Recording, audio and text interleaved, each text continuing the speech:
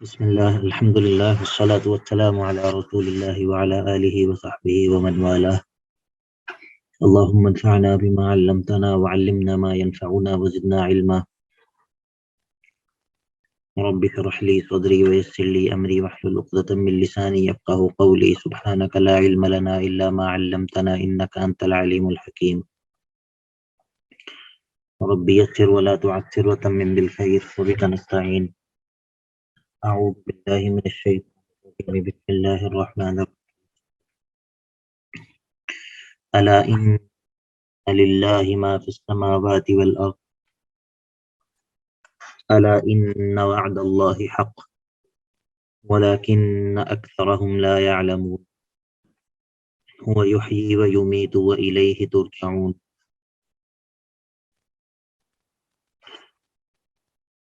پچھلی آیت کے اندر یہ کہا تھا کہ وَلَوْ أَنَّ لِكُلِّ نَفْسٍ ظَلَمَتْ مَا فِي الْأَرْضِ لَافْتَدَتْ بِهِ وَأَسَرُّوا النَّدَامَةَ لَمَّا رَأَوُا الْعَذَابَ وَقُضِيَ بَيْنَهُم بِالْقِسْطِ وَهُمْ لَا يُظْلَمُونَ. کہ جو کچھ بھی زمین میں ہے اگر وہ بھی فدیے میں دے تو اللہ تعالیٰ اس فدیے کو قبول نہیں کریں گے. تو اب اس آیت کے اندر سبب ہے کہ فدیہ اللہ تعالیٰ قبول کیوں نہیں کریں گے کہ جو کچھ بھی آسمانوں اور زمین میں ہے وہ پہلے ہی سے اللہ ہی کی ملکیت ہے، اس کو فدیہ قبول کرنے کی کوئی ضرورت نہیں ہے. تو یہ تو سابق آیت سے ربط ہے. البتہ آیت نمبر 55 سے آیت نمبر 70 تک، یہاں تک یہ سورت کا چوتھا باب ہے. سورت کا چوتھا باب ہے آیت نمبر 55 سے آیت نمبر 70 تک. اور اس حصے کے اندر، اس بات کے اندر جو ہے وہ شرک فعلی کا رد کیا جائے گا. شرک فعلی کا رد کیا جائے گا. اسی طرح اللہ تعالیٰ کی طرف اولاد کی نسبت کرنے کا جو عقیدہ ہے اس کے اوپر رد ہوگا. اور اللہ تعالیٰ کے غیب کو جاننے والا، اللہ تعالیٰ کا عالم الغیب ہونا اور اللہ تعالیٰ کا کارساز ہونا،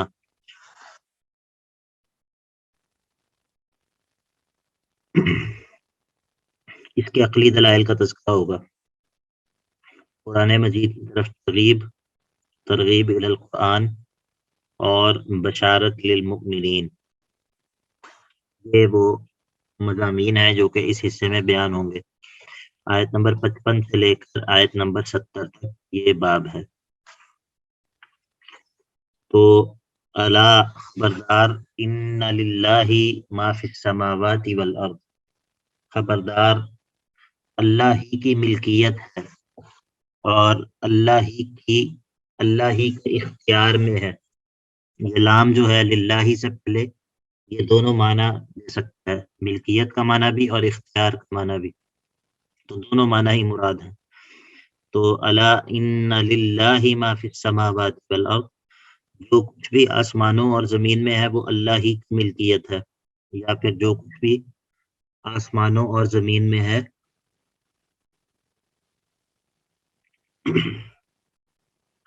وہ اللہ تعالیٰ ہی کے اختیار میں ہے. تو الا خبردار، ان وعد اللہ حق، اور یہ بھی جان رکھو کہ ان وعد اللہ حق، اللہ کا وعدہ پورا ہو کر رہنے والا ہے. اللہ کا وعدہ بالکل حقیقت ہے، سچا ہے. اور ادھر وعد اللہ سے مراد یا تو عذاب ہے جس کا پچھلی آیات کے اندر تذکرہ ہوا تھا، یا پھر اس سے مراد قیامت ہے. اور دونوں معنی بھی مراد لیے جا سکتے ہیں، کیونکہ پچھلی آیات کے اندر جس عذاب کا تذکرہ ہوا تھا آیت نمبر 52 میں، وہ قیامت کے دن ملنے والا عذاب. ثم قیل للذین ظلموا ذوقوا عذاب الخلد هل تجزون الا بما کنتم تکسبون. تو الا ان وعد اللہ حق، یہ پچھلی آیات کے اندر جو وعدے اللہ تعالیٰ کے ذکر ہوئے ہیں، چاہے وہ قیامت کے دن ملنے والا عذاب ہو یا چاہے وہ دنیا کے اندر آنے والے عذاب ہوں، وہ اللہ کے وعدے جو ہیں وہ سچے ہیں. ولیکن اکثرہم لا یعلمون، لیکن ان کی اکثریت جو ہے وہ علم نہیں رکھتی، اس چیز کا علم نہیں رکھتی کہ اللہ کے وعدے جو ہیں وہ بالکل سچے ہیں، یا پھر اس چیز کا علم نہیں رکھتی کہ آسمانوں اور زمین میں جو کچھ بھی ہے وہ اکیلے اللہ ہی اس کا اختیار مند ہے، اکیلے اللہ ہی کے اختیار میں ہے۔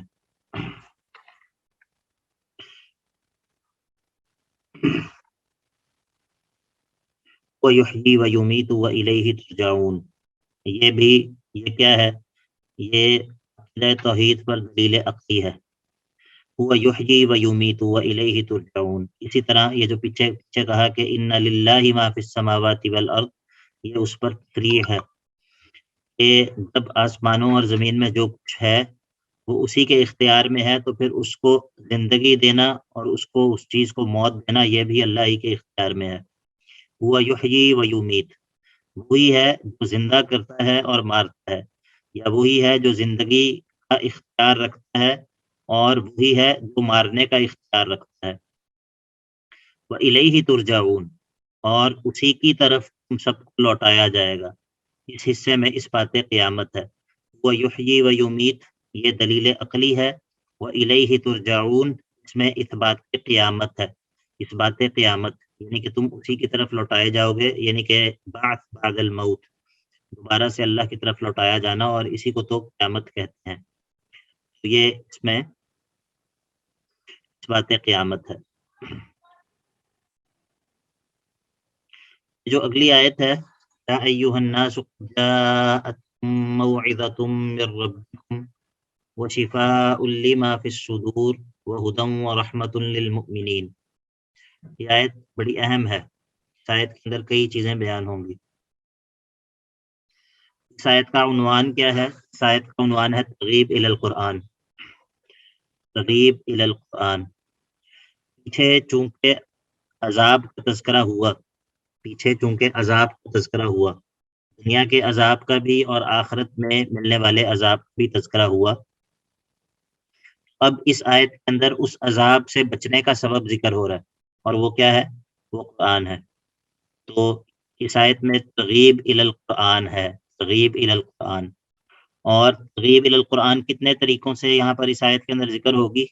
4 طریقوں سے۔ قرآن مجید 4 صفات کا ذکر ہوگا، قرآن مجید 4 صفات کا ذکر ہوگا، اور پھر ہم پہلے آیت پڑھتے ہیں، پھر اس کے بعد ہم اس آیت کی تفسیر میں جاتے ہیں۔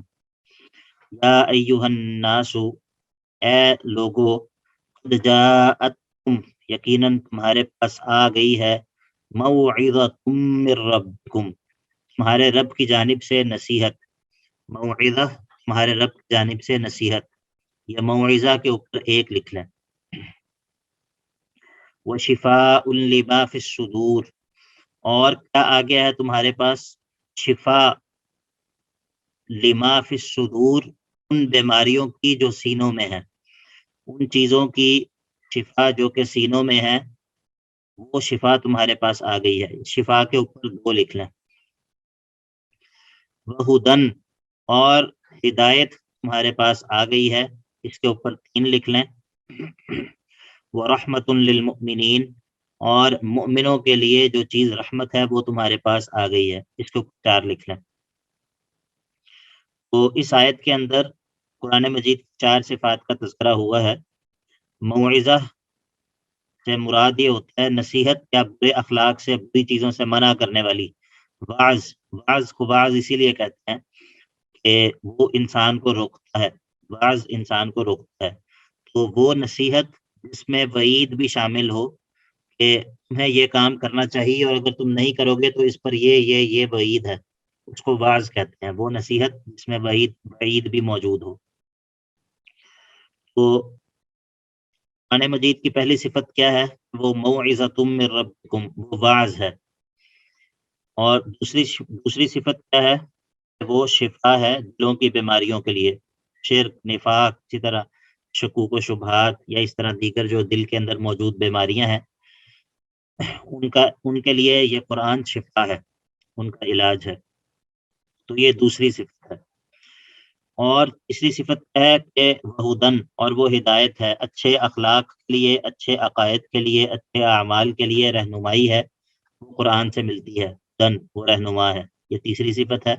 ورحمۃ للمؤمنین اور مومنوں کے لیے دل کی نرمی کا باعث ہے، رحمتن دل کی نرمی کا باعث ہے، یا پھر اللہ تعالیٰ کی رحمت کے نزول کا باعث ہے کہ اس کے ذریعے قرآن پڑھنے کے ذریعے، قرآن پر عمل کرنے کے ذریعے، قرآن سے تمسک کے ذریعے جو ہے وہ رحمت اللہ تعالیٰ کی نازل ہوتی ہے۔ تو اگر آپ غور کریں تو یہ جو قرآن مجید کی 4 صفات ہیں، ان میں سے 2 جو ہیں ان کا تعلق تخلیہ سے ہے، تخلیہ، اور 2 کا تعلق تحلیہ سے ہے، تحلیہ۔ تو تخلیہ کہتے ہیں کسی چیز کو ہٹانا، ہٹانا کسی چیز کو دور کرنا۔ جی سر آواز آ رہی ہے؟ جی شیخ صاحب۔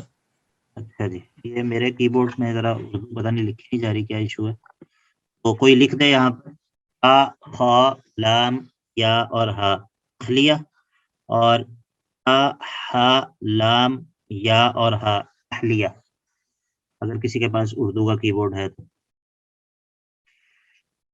بلکہ وہ سارم بھائی نے لکھ بھی دیا، تخلیہ اور تحلیہ، ٹھیک ہے۔ تو یہ جو تزکیہ ہوتا ہے نا، تزکیہ، آپ نے تزکیہ کا لفظ سنا؟ جی سر۔ جی تزکیہ، تو تزکیہ کا کیا معنی ہوتا ہے؟ پیوریفیکیشن، پاک کرنا۔ ہاں، ویسے تو لغت کے اعتبار سے اس کا معنی پیوریفیکیشن یا پاکی ہوتا ہے، لیکن جو شریعت کے اندر جو تزکیہ ہوتا ہے نا، تزکیہ شریعت کی زبان میں جب ہم کہتے ہیں کہ تزکیہ، اس طرح قرآن مجید میں آتا ہے قد افلح من زکا یا قد افلح من زکاہا، ٹھیک ہے۔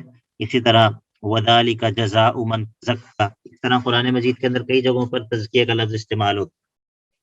تو شریعت کی زبان میں ہم جس چیز کو تزکیہ کہتے ہیں نا، اس کے 2 حصے ہوتے ہیں، اس کے 2 پارٹس ہوتے ہیں۔ ایک حصہ ہوتا ہے جس کے اندر اپنے آپ صاف کرنا ہوتا ہے، اپنے آپ صاف کرنا، یعنی کہ جس کے اندر چیزوں کو اپنے سے دور کرنا ہوتا ہے، اس کو کہتے ہیں تخلیہ، ٹھیک ہے۔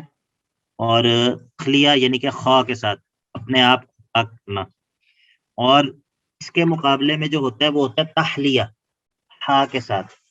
اور تحلیہ کے اندر کیا ہوتا ہے کہ اپنے اندر کچھ صفات کو پیدا کرنا، ٹھیک ہے۔ یہ 2 الگ الگ چیزیں ہوتی ہیں، لیکن یہ دونوں چیزیں مل کر تزکیے کو مکمل کرتی ہیں، دونوں چیزیں مل کر تزکیے کو مکمل کرتی ہیں۔ سر ایک دفعہ ذرا ریپیٹ کر۔ جی، تزکیہ جو ہے نا، تزکیے کے 2 حصے ہیں، ایک ہم کہتے ہیں تخلیہ اور ایک کہتے ہیں تحلیہ۔ ایک خواہ کے ساتھ ہے تخلیہ، تخلیہ کا مطلب ہے اپنے آپ کو رذائل سے پاک کرنا، اپنے آپ کو پاک کرنا، یعنی کہ اس کے تخلیہ کے اندر اپنے سے چیزوں کو دور کرنا ہوتا ہے، اور تحلیہ جو ہے اس کے اندر ہوتا ہے اپنے آپ کو اچھی چیزوں سے، اپنے آپ کو، ایک سیکنڈ ماما اس کو چھوڑیے، اچھی چیزوں سے سجانا، ٹھیک ہے۔ تو یہ دونوں حصے، یہ دونوں چیزیں مل کر تزکیہ بنتا ہے، ٹھیک ہے۔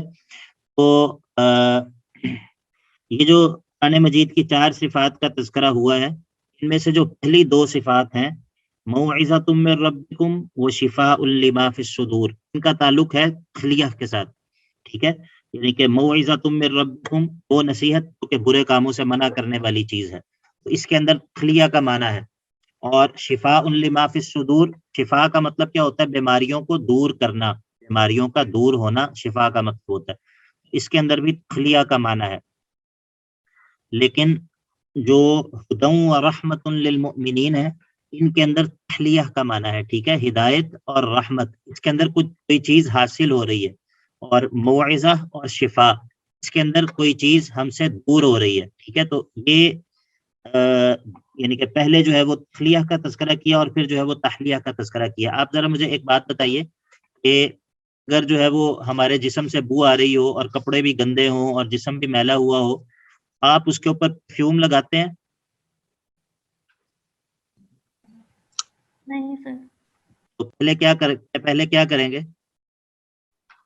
نہائیں گے صاف ستھرا. کپڑوں کو پہلے صاف. بالکل پہلے جو ہے وہ آپ اپنے سے جو رذائل ہیں، جو گندگی ہے، اس کو دور کریں گے، اور اس کے بعد آپ اپنے آپ کو خوشبو لگائیں گے یا اپنے آپ کو سجائیں گے. تو پھر پہلے کیا چیز ہونی چاہیے؟ تخلیہ پہلے ہونا چاہیے یا تحلیہ پہلے ہونا چاہیے؟ تخلیہ. اسی لیے یہ جو موعظۃ من ربکم وشفاء لما فی الصدور ہے، ان دونوں صفات کو پہلے ذکر کیا ہے، ٹھیک ہے، اور ہدی و رحمۃ للمؤمنین جو ہے ان کو بعد میں ذکر کیا ہے. تو اسی لیے انسان اگر اپنا بھی تزکیہ کرنا چاہے تو اس کے لیے سب سے پہلے کیا چیز ہے؟ سب سے پہلے تزکیے کا پہلا سٹیپ یہ ہے کہ انسان اپنے آپ کو، اپنے دل کو جو ہے وہ رذائل سے پاک کرے، اپنے دل کو جو ہے وہ پہلے پاک کرے، اور پھر اس کے بعد تحلیہ کا عمل جو ہے وہ دوسرے نمبر پر ہے. آپ کی ساری بات سمجھ آ گئی اس آیت کی؟ جی سر. جی سر. جی سر. تو یہ اس کا مطلب کیا ہے کہ تزکیے کے عمل کے لیے بنیادی ترین نصاب کیا ہے؟ تزکیہ کس طرح ہوگا؟ پہلے تخلیہ ہوگا اور پھر تحلیہ. لیکن نصاب کیا ہے؟ قرآن. جی ہاں، نصاب یہ ہے، قرآن ہے. یہ صحیح جواب یہ ہے. یہ دونوں کام تخلیہ اور تحلیہ کس کے ذریعے ہوگا؟ اللہ تعالیٰ نے اس کو یہ کیا کہا ہے؟ قد جاءتکم موعظۃ من ربکم وشفاء لما فی الصدور وہدی ورحمۃ للمؤمنین. یہ چاروں صفات کس کی ہیں؟ کس کتاب کی یہ چاروں صفات ہیں؟ یہ چاروں کام کس کے ذریعے ہوں گے؟ قرآن کے ذریعے. ہاں، تو یہ اسی لیے میں نے یہ کہا تھا کہ یہ آیت بہت اہم آیت ہے، ٹھیک ہے. تو یا ایھا الناس قد جاءتکم موعظۃ من ربکم وشفاء لما فی الصدور وہدی ورحمۃ للمؤمنین. اچھا، اب یہ جو آیت ہم نے پڑھی ہے، اس کے اوپر آپ میں سے ہر ایک کے لیے جو سبق ہے وہ یہ ہے کہ آپ نے اس آیت کے اوپر ایک تحریر لکھنی ہے، آپ میں سے ہر ایک نے، اور اس آیت کی تفسیر لکھنی ہے، ٹھیک ہے، اور اس کے اندر جو قرآن مجید کی صفات ذکر ہوئی ہیں ان کو بیان کرنا. تو اچھا جی، اس کے بعد یہ وہی جو ہے وہ چل رہا ہے، ترغیب الی القرآن کا ہی مضمون جو ہے وہ چل رہا ہے. اب کہہ دیجئے بفضل اللہ وبرحمتہ فبذلک فلیفرحوا. قل نبی آپ کہہ دیجئے بفضل اللہ وبرحمتہ، اس قرآن کی وجہ سے اور اللہ کی رحمت کی وجہ سے، جو کہ نبی کریم صلی اللہ علیہ وسلم ہے اور سنت ہے آپ کی حدیث اور آپ کی سنت، آپ کا طریقہ ہے، آپ کی تعلیمات ہیں. فضل اللہ سے مراد کیا ہے؟ قرآن ہے. برحمتہ، اور اللہ کی رحمت سے، جو کہ اللہ کے نبی علیہ الصلوۃ والسلام ہے. فبذلک فلیفرحوا، یہی وہ چیز ہے کہ جس کی وجہ سے ان لوگوں کو چاہیے کہ یہ خوشیاں منائیں. تو اس بندے کو اللہ تعالیٰ یہ دونوں چیزیں دے دیں، اس کو چاہیے کہ ان دونوں چیزوں کی وجہ سے خوشیاں منائے، ان دونوں چیزوں کی وجہ سے وہ اپنے آپ، یعنی کہ وہ جو ہے وہ سیلیبریٹ کرے، وہ خوشی منائے. اس وجہ سے خوشی منائے کہ اگر اس کو یہ دونوں چیزیں حاصل ہو جائیں، فضل اللہ و برحمتہ، اگر اس کو کتاب اور سنت جو ہے وہ نصیب ہو جائے، اس کو چاہیے کہ اس پر خوش ہو، اس پر خوشی منائے. وہ خیر مما یجمعون، یہ ان دونوں چیزوں کا مل جانا، ان دونوں چیزوں کا مل جانا خیر، زیادہ بہتر ہے، اس سے زیادہ بہتر ہے، مما یجمعون، ہر اس چیز سے کہ جس کو لوگ جمع کر رہے ہیں، ہر اس چیز سے بہتر ہے کہ جس کو لوگ جمع کر رہے ہیں.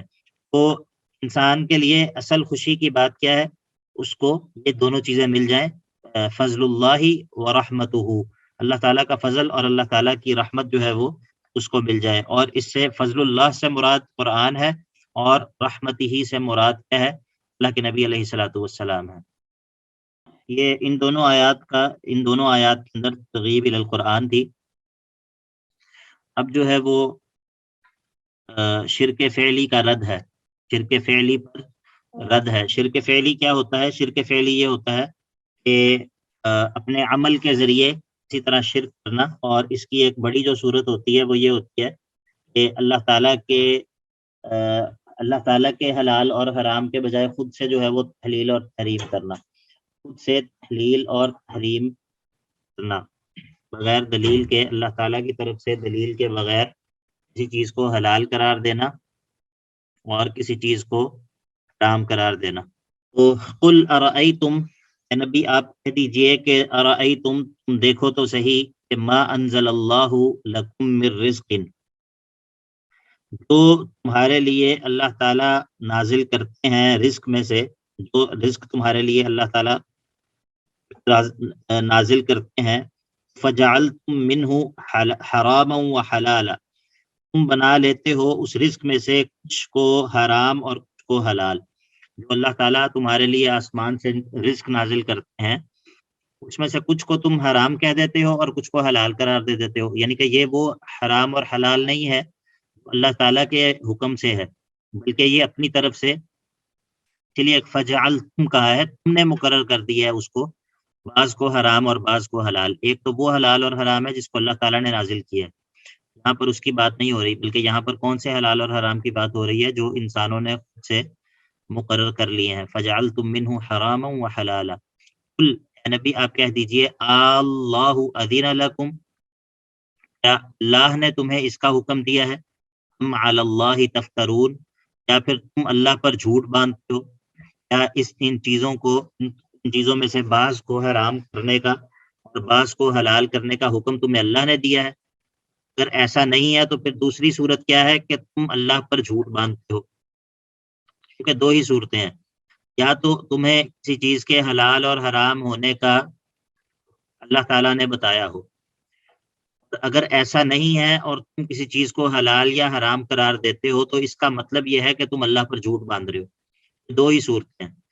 اگر تو تمہیں ان چیزوں کی حلت اور حرمت کا اللہ نے بتایا ہے پھر تو ٹھیک ہے، وہ تو مالک ہے، وہ تو حلال اور حرام کا فیصلہ کر سکتا ہے، لیکن اگر اللہ نے تمہیں یہ بات نہیں بتائی اور تم اپنی طرف سے چیزوں کے حلال اور حرام کا فیصلہ کرتے ہو تو پھر اس کا مطلب یہ ہے کہ تم اللہ تعالیٰ پر جھوٹ باندھتے ہو۔ اور اب جو بندہ ایسا کام کرتا ہے اس کے لیے زجر، آیت میں آیت نمبر 60 میں کیا ہے؟ زجر ہے، شرک فعلی پر زجر، ڈانٹ۔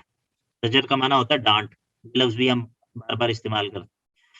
تو وما ظن الذین یفترون علی اللہ الکذب یوم القیامہ، وما ظن، اور کیا گمان ہے، الذین یفترون علی اللہ الکذب، ان لوگوں کا کیا گمان ہے کہ جو باندھتے ہیں اللہ پر جھوٹ، ان لوگوں کا کیا گمان ہے، وہ لوگ جو کہ یفترون علی اللہ الکذب، جو باندھتے ہیں اللہ پر جھوٹ، جو لوگ اللہ پر افترا باندھتے ہیں، اللہ پر جھوٹ باندھتے ہیں، اللہ نے ایک چیز کو حلال نہیں کیا اس کو حلال کہتے ہیں، یا اللہ نے ایک چیز کو حرام نہیں کیا اور اس کو حرام کہتے ہیں، تو ان کا کیا گمان ہے یوم القیامتی، قیامت کے دن کے بارے میں؟ یہ اصل عبارت اس طرح ہے، وما ظن الذین یفترون علی اللہ الکذب ماذا یفعل بہم یوم القیامت، قیامت کے دن ان کے ساتھ کیا کیا جائے گا، ان کا کیا گمان ہے؟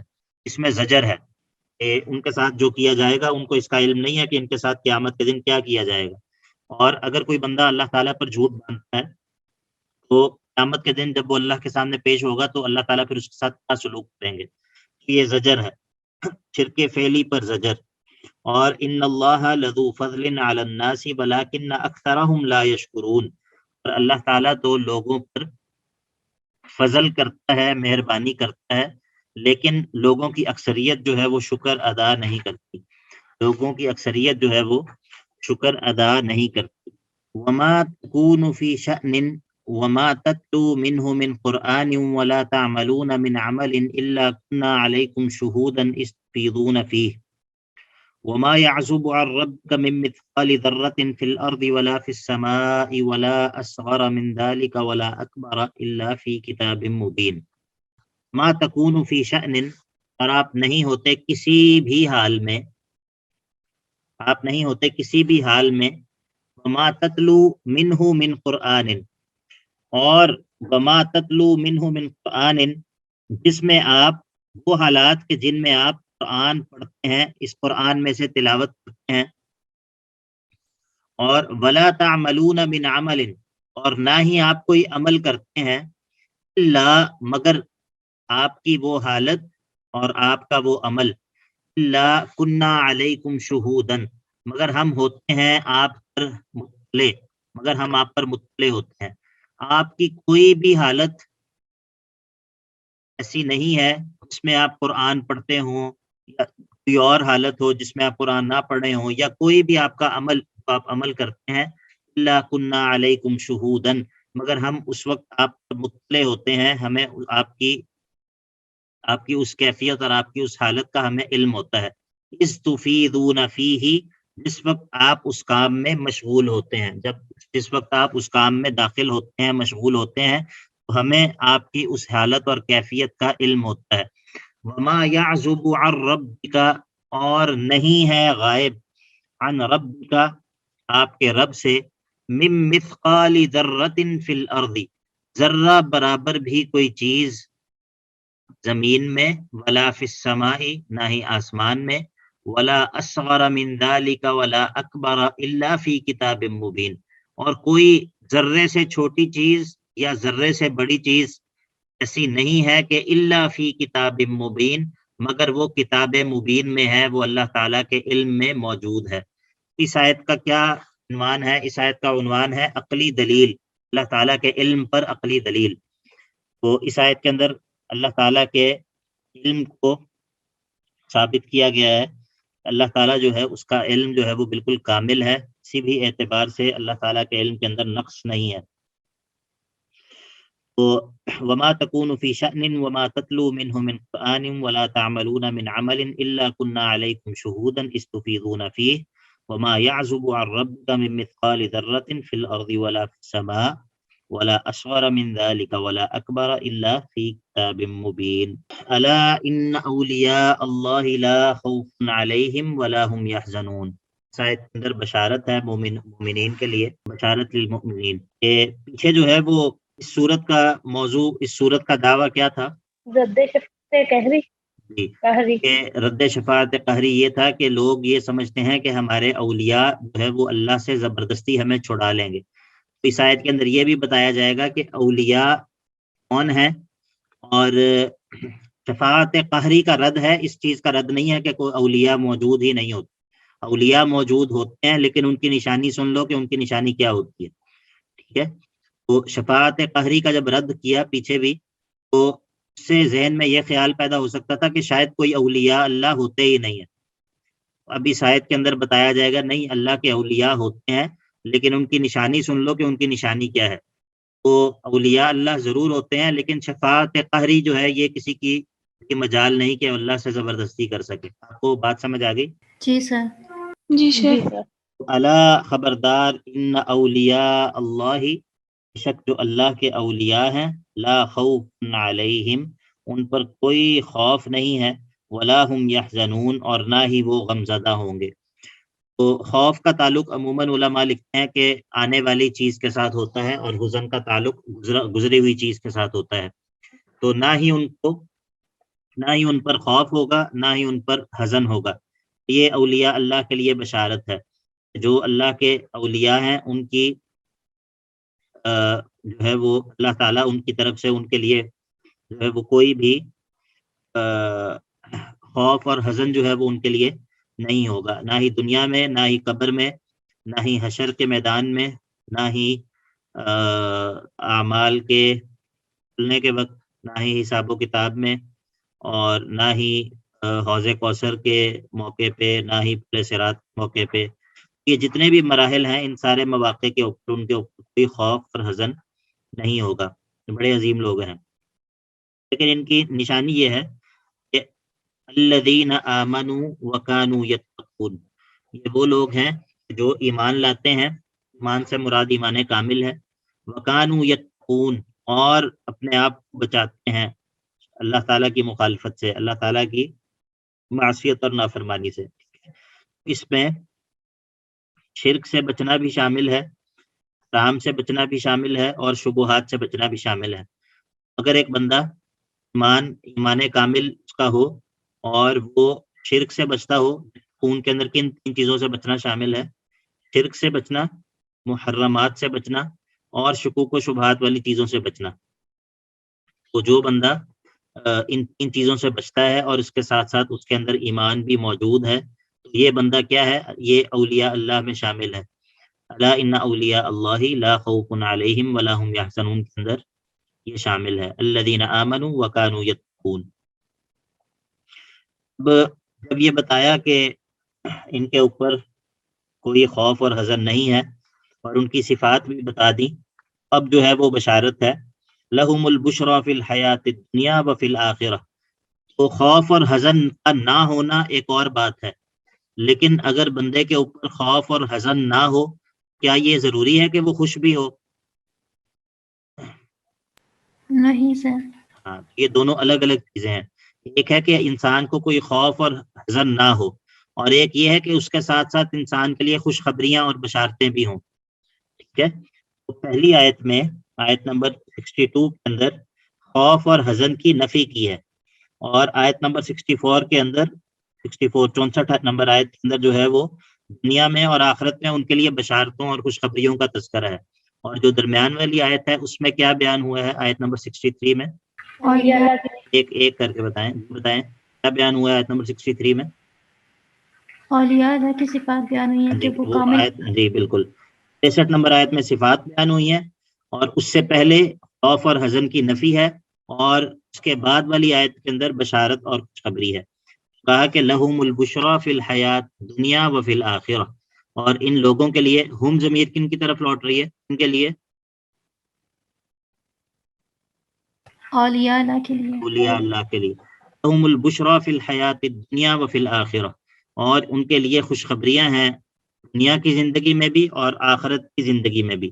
یہ دنیا کی زندگی میں جو خوشخبریاں ہیں یہ خاص طور پہ تو موت کے وقت ہے، خاص طور پہ موت کے وقت ہے. موت کے وقت جو ہے وہ اولیاء اللہ کو خوشخبریاں دے دی جاتی ہیں، رشتوں کی صورت میں ہوں یا کسی اور صورت میں ہوں، اولیاء اللہ کو موت کے وقت خوشخبریاں دے دی جاتی ہیں. اسی طرح یہ اچھے خوابوں کی صورت میں بھی ہے، اچھے خوابوں کی صورت میں بھی ہے. اسی طرح جو ہے وہ دوسرے لوگوں کا ان کی تعریف کرنا، دوسرے مومنوں کا، صالح آدمیوں کا، صالح لوگوں کا ان کی تعریف کرنا، یہ بھی اس بشارت میں شامل ہے. اور یہ اس کے اندر یہ کئی طرح کی بشارتیں ہیں اس کے اندر.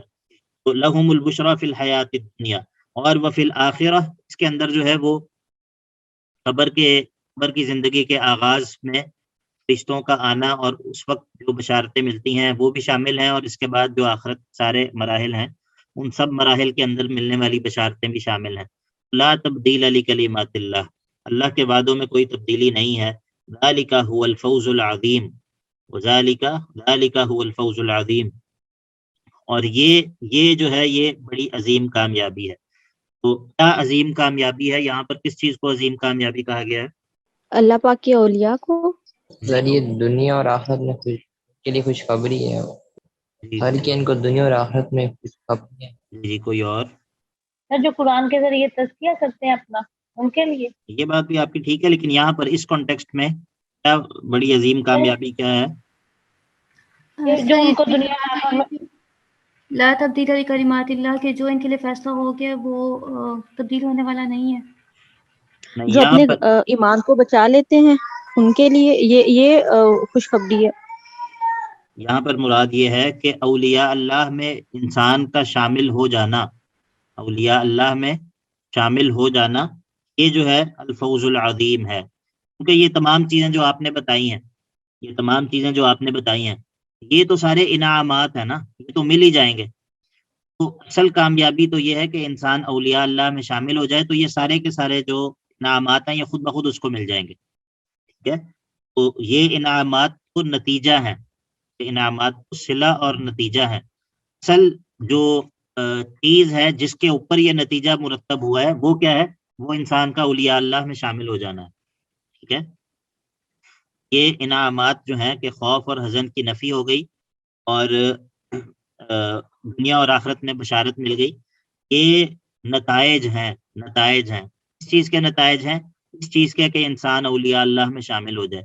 اور اولیاء اللہ میں شامل ہونے کا طریقہ کیا ہے؟ وہ یہ آیت نمبر 63 ہے، الذین آمنوا وکانوا یتقون. ٹھیک ہے، آپ کو یہ بات سمجھ میں آ گئی؟ جی سر. جی سر. جی سر. اب ولا یحزنک قولہم، اب آپ یہ دیکھیے کہ جب آپ نے الذین آمنوا وکانوا یتقون پر عمل کرنا ہے، اور جب آپ نے اولیاء اللہ میں شامل ہو جانا ہے، پھر کیا ہوگا؟ پھر آپ کو ہر طرف سے جو ہے وہ مبارکبادیں ملیں گی، اور دنیا کے اندر جو ہے وہ آپ کے لیے بڑی آسانیاں اور بڑے آپ کو جو ہے وہ تمغے ملیں گے. اس طرح نہیں ہوگا، بلکہ آپ کے اوپر جو ہے وہ تان و تشنیع بھی ہوگی، اور مشقتیں اور مصیبتیں اور آزمائشیں بھی آئیں گی. ٹھیک ہے، تو اسی لیے کہا کہ ولا یحزن کا قولہم، اے نبی صلی اللہ علیہ وسلم آپ کو ان لوگوں کی باتیں غمگین نہ کریں، ولا یحزن کا قولہم، آپ کو ان کی باتیں غمگین نہ کریں، ان العزت للہ جمیعا، عزت ساری کی ساری اللہ ہی کے لیے خاص ہے، عزت ساری کی ساری اللہ ہی کے اختیار میں ہے۔ معنی کیا ہے کہ آپ کی جو عزت ہے، یا آپ جو ہے وہ کوئی ذلیل کیسے کر سکتا ہے جب عزت کا مالک اللہ تعالیٰ ہے، جب عزت کا اختیار سارا اللہ کے پاس ہے، تو آپ کو کوئی نہ تو آپ کی عزت میں کوئی کمی کر سکتا ہے، نہ کوئی آپ کو ذلیل کر سکتا ہے۔ آپ کو ان لوگوں کی باتوں سے پریشان ہونے کی ضرورت نہیں ہے۔ والسمیع العلیم، وہ اللہ جو ہے جو تمام تر عزت کا مالک ہے، وہ السمیع بھی ہے، یعنی کہ وہ ان کی باتوں کو بھی سنتا ہے جو آپ کو یہ طعنے دیتے ہیں، اور العلیم یہ ان کے حالات کو بھی جانتا ہے اور آپ کے حالات کو بھی جانتا ہے، یا پھر هو السمیع العلیم، اللہ جو ہے وہ آپ کی دعاؤں کو بھی سنتا ہے اور آپ کے حالات سے بھی واقف ہے۔ آپ کو غمگین ہونے کی ضرورت نہیں ہے۔ یہ اولیاء اللہ کے لیے سبق ہے کہ ولا یحزن کا قولہم، اگر وہ واقعتاً سمجھیں کہ الذین آمنوا وکانوا یتقون والے لوگوں میں شامل ہو چکے ہیں، پھر ولا یحزن کا قولہم ان العزت للہ جمیعا هو السمیع العلیم، ولا یحزن کا قولہم ان العزت للہ جمیعا هو السمیع العلیم۔ اس آیت کا کیا عنوان ہم نے بتایا؟ اچھا نہیں بتایا شاید، تو آپ کے خیال میں اس آیت کا کیا عنوان ہوگا؟ تسلی۔ تسلی، جی بارک اللہ فیکم، اس آیت کا عنوان ہے تسلی، ولا یحزن کا قولہم ان العزت للہ جمیعا هو السمیع العلیم۔ ماشاء اللہ، بارک اللہ۔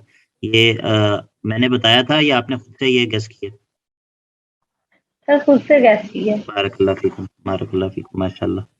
اس کا مطلب ہے کہ ابھی کچھ نہ کچھ جو ہے وہ ترجمے کا طریقہ آتا جا رہا ہے، ماشاء اللہ، بارک اللہ فیکم۔ الحمدللہ۔ ولا یحزن کا قولہم ان العزت للہ جمیعا هو السمیع العلیم۔ اب اس کے بعد کیا ہے؟ اس کے بعد جو آیت ہے اس میں دلیل عقلی بھی ہے اور اسی طرح وعید بھی ہے شرک کرنے والوں کے لیے۔ الا خبردار، ان للہ من فی السماوات و من فی الارض، خبردار اللہ ہی کے لیے ہے جو کوئی بھی آسمان میں ہے اور جو کوئی بھی زمین میں ہے۔ وما یتبع الذین یدعون من دون اللہ، اور نہیں کرتے اتباع الذین یدعون من دون اللہ، وہ لوگ جو پکارتے ہیں اللہ کے علاوہ شرکاء اور شریکوں کو۔ یہ جو حصہ ہے نا وما یتبع الذین یدعون من دون اللہ شرکاء، اس کے دو ترجمے ہیں، اس کے دو معنی بن سکتے ہیں۔ تو پہلے میں ایک معنی کرتا ہوں اور پھر اس کے بعد دوسرا معنی ہم کریں گے۔ تو وما یتبع الذین یدعون من دون اللہ شرکاء، اس کا معنی، پہلا معنی یہ ہے کہ یہ لوگ جن اولیاء کو پکارتے ہیں اللہ کو چھوڑ کر، ان اولیاء کی بھی یہ اتباع نہیں کرتے۔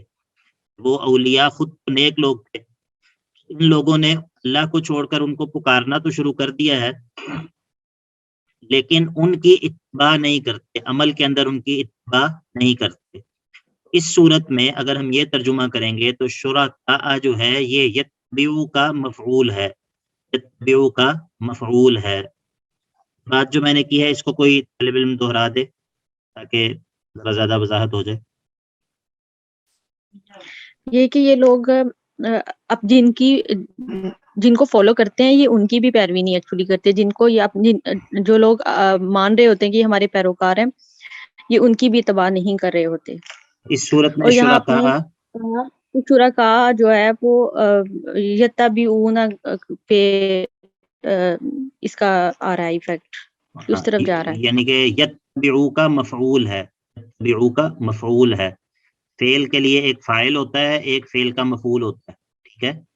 فعل کا ایک فاعل ہوتا ہے کام کرنے والا، اور ایک ہوتا ہے مفعول، کام واقع ہو رہا ہوتا ہے۔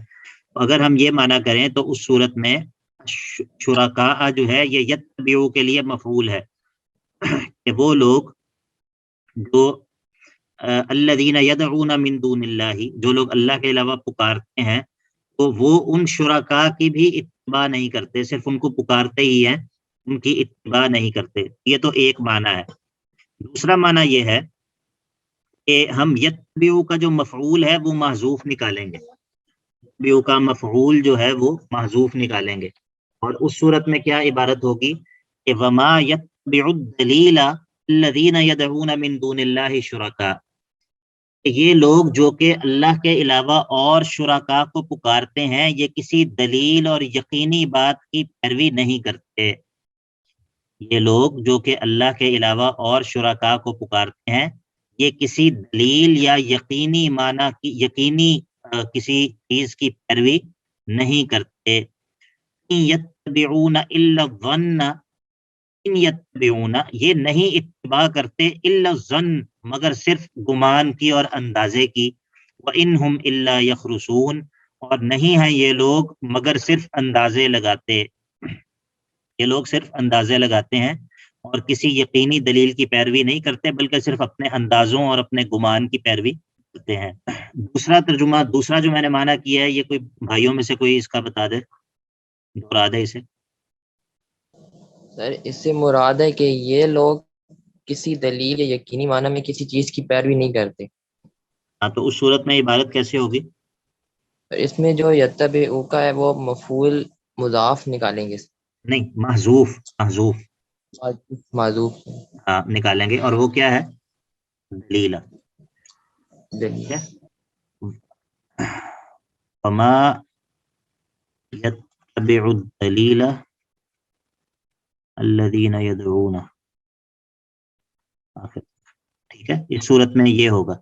اور جو ہم نے پہلے معنی کیا اس صورت میں کیا تھا؟ وما يتبع الشرکاء، شرکاء کی بھی پیروی نہیں کرتے. الذین یدعون، ہاں تمہاری جو وہ ہے نا وہ ہم سارے وہ کر رہے ہیں، بیچ رہے ہیں. جی، دونوں ترجموں کی سمجھ آ گئی ہے. جی سر.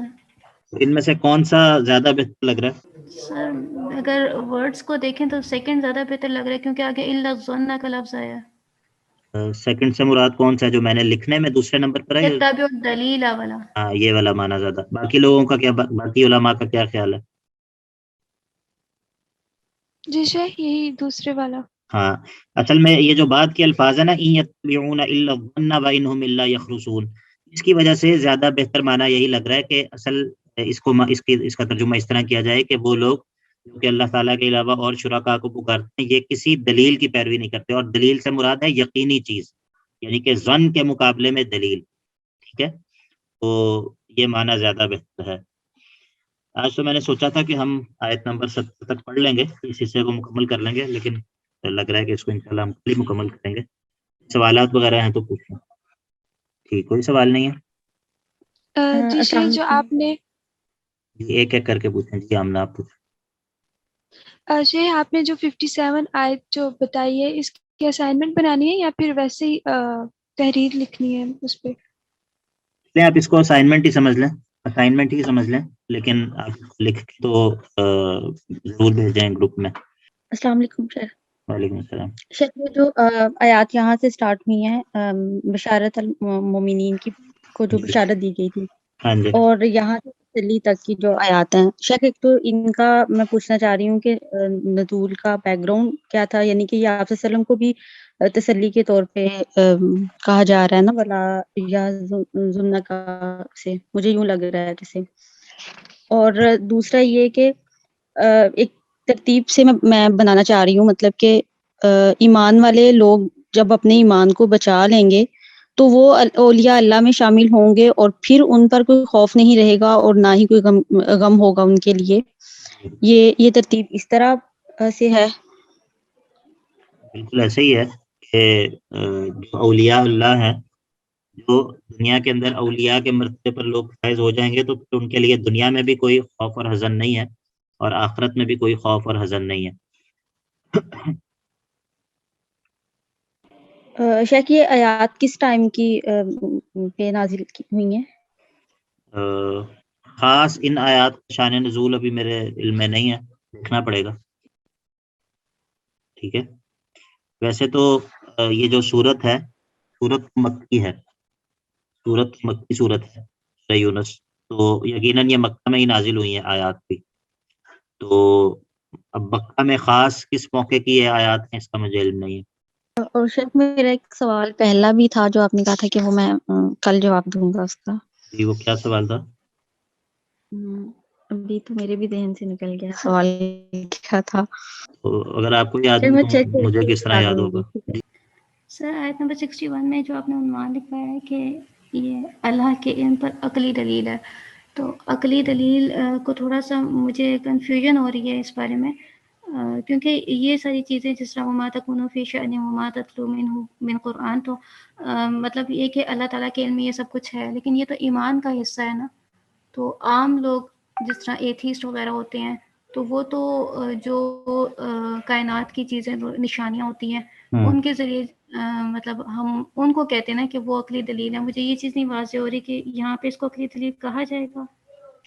اصل میں یہ جو اگلا حصہ ہے نا، وما يعزب عن ربك من مثقال ذرة في الارض ولا في السماء ولا اصغر من ذلك ولا اکبر الا في كتاب مبين، تو یہ جو ہے یہ اس چیز کی دلیل ہے کہ اگر جو آسمان اور زمین میں ایک ذرہ بھی اگر اللہ کے علم سے باہر نہیں ہے، اگر آسمان اور زمین میں ایک ذرہ بھی اللہ کے علم سے باہر نہیں ہے، اس کا مطلب ہے کہ جو چیزیں اس ذرات کے علاوہ ہیں وہ تو بالاولیٰ اللہ کے علم میں شامل ہیں. ٹھیک ہے، مطلب اگر ایک ذرہ جو ہے وہ بھی اللہ کے علم سے باہر نہیں ہے تو ذرے سے جو بڑی چیزیں ہیں وہ کس طرح اللہ کے علم سے باہر ہو سکتی ہیں.